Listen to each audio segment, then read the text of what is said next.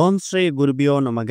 ஓம் ஸ்ரீ மகா பெரியவா சரணம். ஜூலை 2 நாளைய தினம் ஆனி திருமஞ்சனம். இப்போ நாம சொல்லக்கூடிய இந்த பொருட்களை உங்க வீட்டோட நிலைவாசல நீங்க வைக்கிறதால சகலவிதமான செல்வங்களும் சௌபாக்கியங்களும் உங்க குடும்பத்துக்கு வந்து சேரும். அது என்னென்ன பொருட்களை எப்படி பயன்படுத்தணும்னு பார்க்கறதுக்கு முன்னாடி நம்மளோட வீடியோஸை இப்போ தான் நீங்கள் ஃபர்ஸ்ட் டைம் பார்க்குறீங்கன்னா மறக்காம சப்ஸ்கிரைப் பண்ணிக்கோங்க. தொடர்ந்து இது மாதிரி அப்டேட் தெரிஞ்சுக்கிறதுக்கு பக்கத்தில் நோட்டிஃபிகேஷன் பெல்லை கிளிக் பண்ணி ஆல் அப்படிங்கிற செலக்ட் பண்ணிக்கோங்க. இப்போ நிலைவாசலில் என்னென்ன பொருட்களை வைக்க போகிறோம் அப்படிங்கிற பற்றி தெளிவாக தெரிஞ்சுக்கலாம். மகா அபிஷேகத்தை திருமஞ்சனம் அப்படின்னு சொல்லுவாங்க. இதுக்கு மங்கள நீராடல் இன்னொரு பெயரும் இருக்கு. நமக்கு ஒரு வருஷம் அப்படிங்கிறது தேவர்களுக்கு ஒரு நாள். தேவர்களுக்கு வைகறை பொழுது மார்கழி, காலை பொழுது மாசி, உச்சிக்காலம் சித்திரை, மாலை பொழுது ஆனி, இரவு பொழுது ஆவணி, அர்த்த ஜாம நேரம் புரட்டாசின்னு புராணங்களை சொல்லப்பட்டிருக்குது.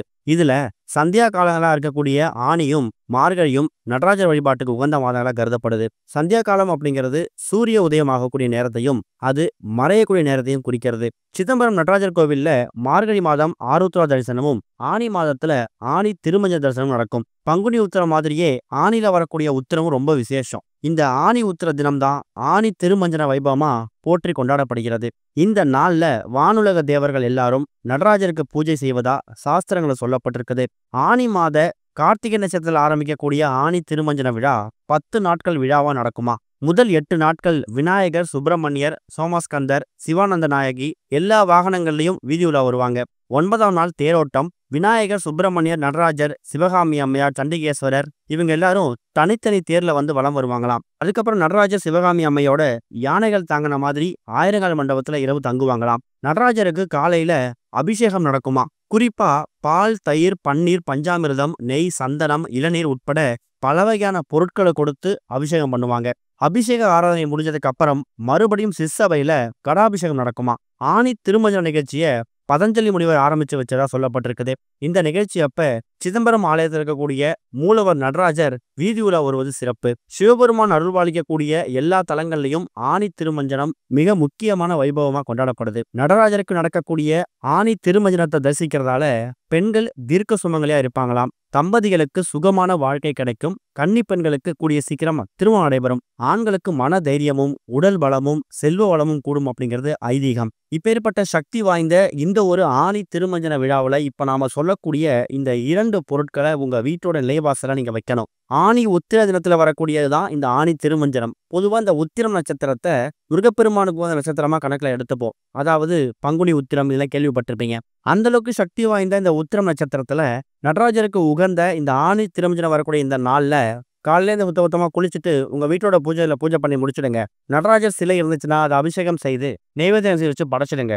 அதுக்கப்புறமா வீட்டோட நிலைவாசல்ல, அதாவது வீட்டு வாசலை விளக்கேற்றி வைப்பீங்கல்ல, வீட்டு வாசல்ல நிலைவாசலை விளக்கேற்றக்கூடிய அந்த இடத்துல இப்ப நாம சொல்லக்கூடிய இந்த 2 பொருட்களை இந்த இலை மீது வைக்கணும். அது என்ன இலை அப்படின்னா செம்பருத்தி இலை. இந்த இடத்துல நாம ஏன் செம்பருத்தி இலையை பயன்படுத்துறோம்னா, செம்பருத்தி இலை அப்படிங்கிறது பார்க்கறதுக்கு நீங்க நிக்க வச்சு பாத்தீங்கன்னா முருகனோட வேல் வடிவம் மாதிரியே இருக்கும். முருகனோட பல வழிபாட்டுல இந்த செம்பருத்தி செடியோட பூவை பயன்படுத்துவோம். அந்த அளவுக்கு தெய்வீக பொருள் தான் இந்த ஒரு செம்பருத்தி இலை.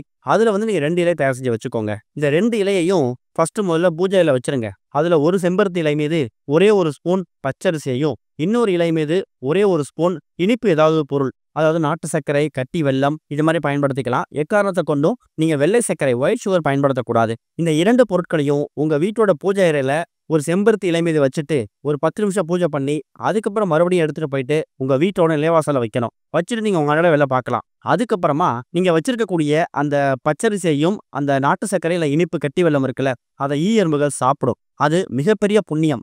ஆனி திருமஞ்சனம் மாதிரியான நாட்கள்ல நம்ம தானங்கள் செய்யறதே சிறப்பு தான். அதுல குறிப்பா இந்த மாதிரி தானங்கள் செய்யறது கூடுதல் பலனை ஏற்படுத்துமா.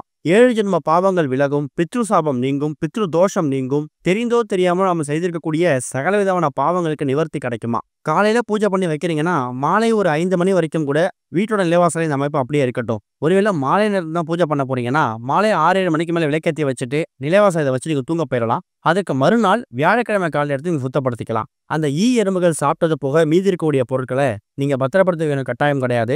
தண்ணியிலையோ இல்ல செடி கொடிகளை எடுத்து போட்டுருங்க. ஆனி திருமஞ்ச தினத்துல இப்ப நம்ம செஞ்சிருக்கக்கூடிய இந்த விஷயம் பார்க்கறதுக்கு ரொம்ப எளிமையா தெரியும். ஆனா இது மூலியமா கிடைக்கக்கூடிய பலன்கள் ரொம்ப ரொம்ப பெருசு. இது மூலியமா எல்லா சாபங்களும் பாவங்களும் விலகி உங்க முன்னோர்கள் பாவங்கள் விலகி அவங்க பார்வை உங்க மேல விழுதுன்னா அதை விட ஒரு பெரிய விஷயமே கிடையாது. அதை விட முக்கியமானது ஆனி திருமஞ்சனம் மாதிரியான நடராஜருக்கு உகந்த நாட்கள்ல உத்திர நட்சத்திரத்துல முருகப்பெருமான உகந்த தினத்துல இந்த மாதிரி தானங்கள் பரிகாரங்கள் செய்யறதால பலவித நன்மைகள் ஏற்படும். உங்க குடும்பமே ஓஹோன்னு இருக்கும். முயற்சி பண்ணுங்க, நல்லதே நடக்கும். ஓம் ஸ்ரீ குருபியோ நமக. ஓம் ஸ்ரீ மகா பெரியவா சரணம்.